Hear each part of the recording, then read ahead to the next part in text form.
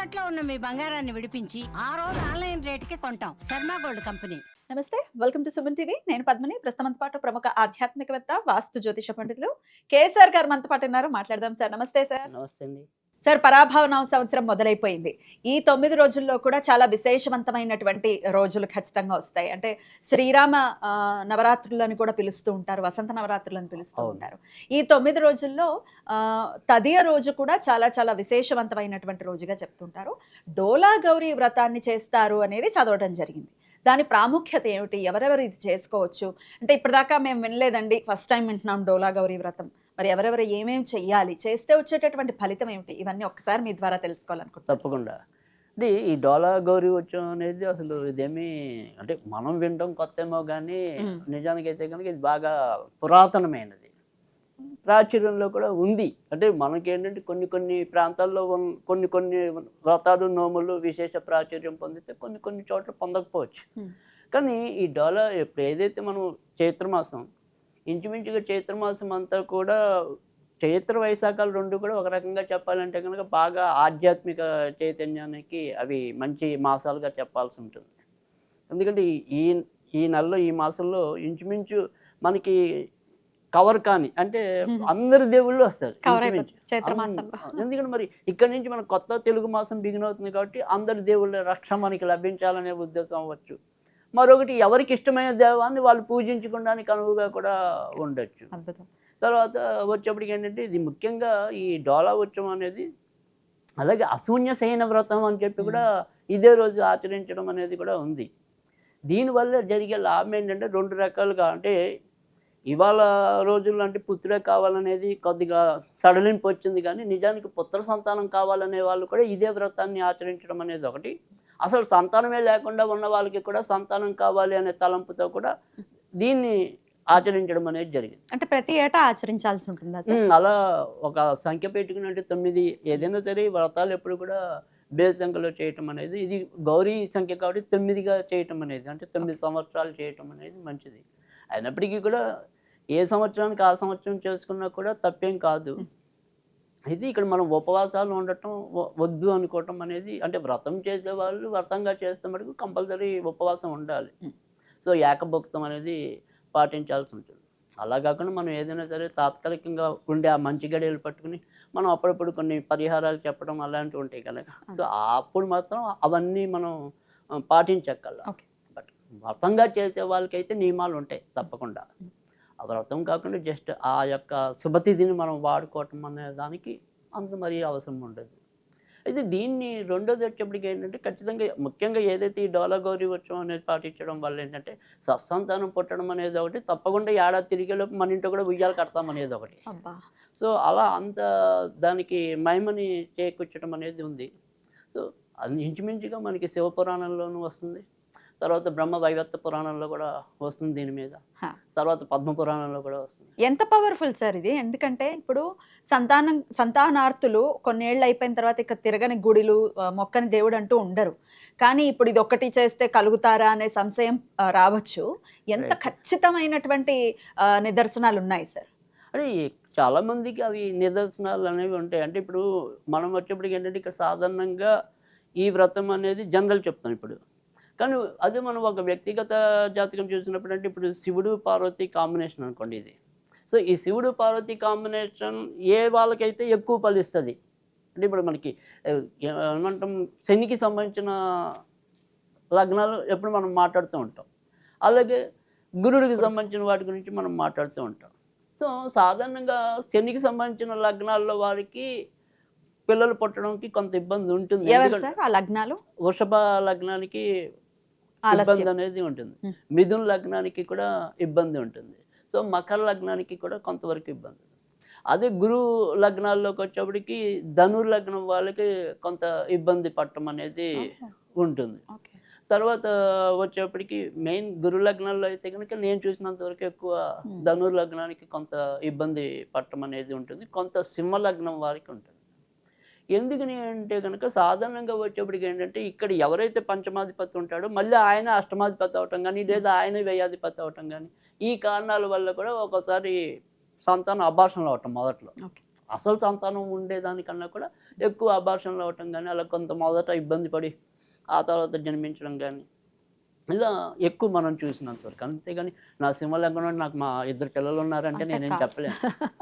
So ఎక్కడో గురువు బలంగా కొంత- ఉండటం సో అట్లాంటిది కూడా బట్ ఉంటుంది కదా. ఓవరాల్గా మనం మాట్లాడటం అంతవరకే. బేసిక్స్ చెప్తున్నారు. రైట్. సో అందుకని ఖచ్చితంగా ఎవరికైతే ఈ రకంగా జన్మించట్లేదో ఖచ్చితంగా ఈ గౌరీ ఏదైతే డోలా వచ్చం అనేది జరిగితే ఖచ్చితంగా సంతానం జన్మించడం అనేది ఉంటుంది. సంతానం ఆల్రెడీ ఉన్న వాళ్ళైతే ఏ విధంగా చేసుకోవచ్చు సార్? దేనికోసం చేసుకోవచ్చు? అది ఈ ఇందాక డోలా మనం చెప్పినాం సత్సంతానం అనేది ఒకటి. కలగడం. తర్వాత కావాలి అంటే సంతానంలో కూడా మళ్ళీ పురుష సంతానం కావాలనుకునే వాళ్ళకి ఒకటి. కూడా ఇది. ఓకే. అసలు సంతానమే లేదనుకునే వాళ్ళకి కూడా ఇది ఒకటి. అంటే ఇప్పుడు పుట్టిన పిల్లలు కొద్దిగా మనకి ఏమంటాం మొండిగా ఉండటం, సో చెప్పిన మాట వినకపోవటం, పెద్దానికి సతాయిస్తూ ఉండటం, అంటే ఈ సంతానపరమైన విషయాల్లో మనకి ఎటువంటి బాధలు ఉన్నా కూడా ఆ బాధల నుంచి ఉపశమనం కలగటం అనేది దీని యొక్క ప్రధాన ఉద్దేశం. సో ఇదంతా కూడా మనం అంతా కూడా ఎటు తిరిగి ఎటు వచ్చినా కూడా సంతానంతోనే ముడిపడి ఉన్నది. సో ఆ రకంగా మనం దాన్ని వినియోగించుకోవటం అనేది. అయితే ఇందులో బాగా ఇంకా మంచిది ఏంటంటే కనుక అసలు సంతానం లేని వాళ్ళకి కూడా ఇది ఇంకా ఎక్కువ ఉపయోగపడుతుంది అనేది. సో అందుకని ఆ రకంగా దీన్ని చేసుకోవాలి. మరి ఎలా చేసుకోవాలి? సో ఇక్కడి నుంచి సాధారణంగా చెప్పింది ఏంటంటే మనం మరీ ఇలా ఏమంటే ఇన్ని సంవత్సరాలు అని ఏం కాదు. సో ఈరోజు మొదలెట్టి ఇంచుమించుగా ఏకాదశి రోజు, అంటే ఏదైతే మనం తృతీయ నాడు నాడు మొదలెట్టి ఏకాదశి నాడు సమాప్తం చెప్పుకుంటాం. అన్ని రోజులు కంటిన్యూస్గా చేయాలి, కంటిన్యూగా చేయాలి. సో ఇంచుమించుగా 9 రోజులు, తదియా చవితి పంచమి 9 రోజులు వస్తుంది. ఆ రోజు నుంచి మొదలెడితే 9 రోజులు. అందుకే మనం ఇందాక గౌరీ సంఖ్య 9 అని చెప్పి. సో ఈ 9 రోజులు మరి చెయ్యాలి. మరి అప్పుడే నవనాళ్ళు, అంటే అది కూడా 9 నెలల నుండి 12 బిడ్డ పుడతాడు. 9 అనేది కంపల్సరీ. సో అది అందుకని ఆ 9 రోజులు మరి ఎలాగలా చేయగలగాలి.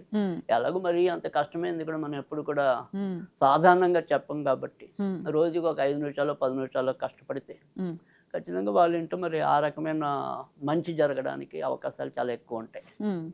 సరే దీనికి చేయవలసింది ఏంటంటే కనుక ఒకటి, ఇప్పుడు చాలామంది ఇళ్ళల్లో కొంతమంది ఎత్తడివి కానీ ఇలాంటివి ఏవైనా సరే చిన్న చిన్న ఉయ్యాలు ఉంటాయి. ఈ దేవుళ్ళని సాధారణంగా శ్రీకృష్ణుని పెట్టి అలా ఉయ్యాల బొమ్మలు చాలామంది పెట్టుకుంటూ ఉంటారు. బాలకృష్ణుడు ఉంటాడుగా, ఉంటాడు. అలా చాలామంది ఇళ్ళల్లో కూడా మనం చూస్తూ ఉంటాం.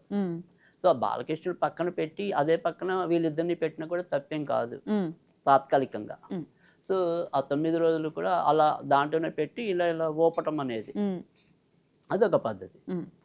లేదు ఏదైనా సరే తాత్కాలికంగా ఒక చిన్న ఏమైనా తాటాకు ఉయ్యాలు ఇలాంటివి కూడా దొరుకుతుంటాయి మనకి చెక్కవి, ఆ రకంగా అయినా చేసుకోవచ్చు. నెంబర్ 2. నెంబర్ 3 వచ్చేప్పటికి ఏంటంటే ఇవేమి కష్టము అనుకుంటే కనుక ఇంట్లో వాడనిది ఏదైనా సరే కొత్త రవికల గుడ్డ కానీ చీర కానీ ఏదైనా ఉంటే మనం పిల్లలకి ఎలాగైతే గుడ్డ ఉయ్యాలు వేస్తూ ఉంటామో అలా వేసి కూడా ఒప్పచ్చు, తప్పేం లేదు. కానీ అది ఖచ్చితంగా ఎవరు అంతకుముందు వాడందే ఉండాలి.